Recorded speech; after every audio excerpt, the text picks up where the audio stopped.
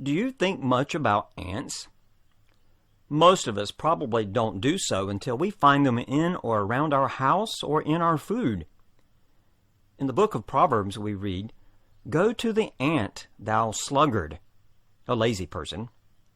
"Consider her ways, and be wise, which having no guide, overseer, or ruler, provideth her meat in the summer, and gathereth her food in the harvest." Let's talk leafcutters.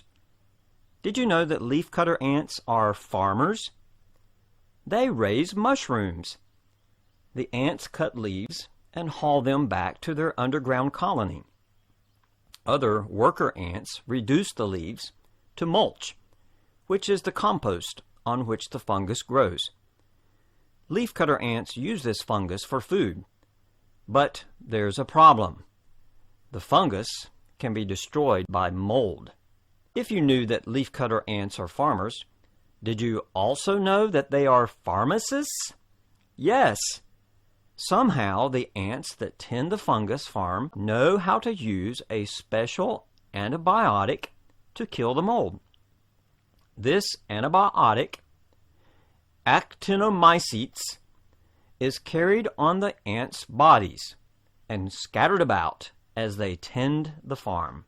Still more fascinating is the fact that these ants are also treasure hunters. Because the antibiotic is needed, other ants go out and look for it in the soil and bring it back. They have to find just the right antibiotic in just the right soil to protect their fungus, and then walk around the farm spreading it. How did leafcutter ants develop their farming ability and techniques? How did they know how to cut and compost the specific leaves to make the mulch needed to feed the fungus? How did they know that a certain soil contained exactly the antibiotic that would kill that specific mold? How did they know to have the worker ants carry this antibiotic on their bodies to drop it off as they tended to the farm?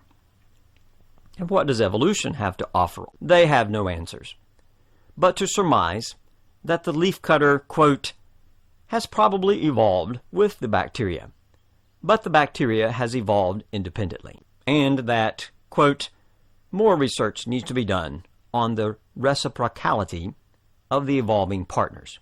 In other words, they don't know.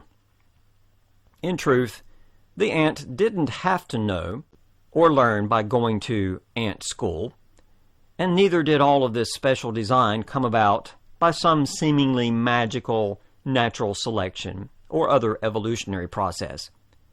The fact is that God created each integral part and brought it all together for the great pleasure of seeing our wonder when we discovered this and other marvels He has created and designed.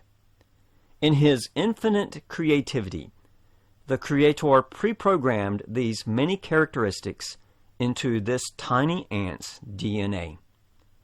Daniel 2 verse 20 states, "Blessed be the name of God forever and ever, for wisdom and might are His."